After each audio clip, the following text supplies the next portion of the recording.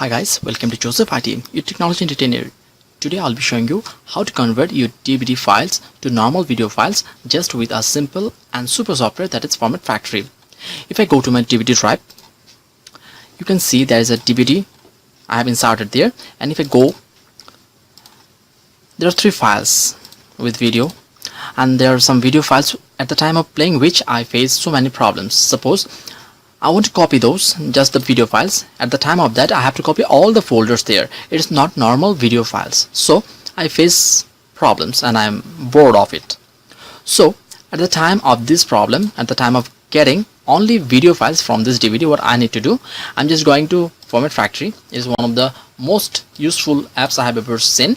And just to know how to download and install it, simply go to the description, and you can also find it from the end screen too.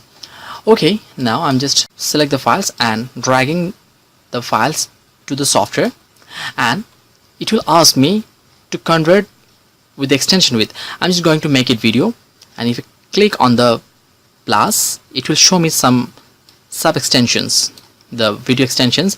I always prefer mp4, and from there I'm just going to settings to see the resolution. I always prefer 720 pixel. You can also choose the higher one, but 720 pixel is a standard form for YouTube. And clicking on OK, and then simply on OK. And as you can see, now it has shown some video files, exact files with audio, and which I'm going to convert with this software. But for the demonstration purpose, I'm just going to convert only one file and removing those files from this taskbar.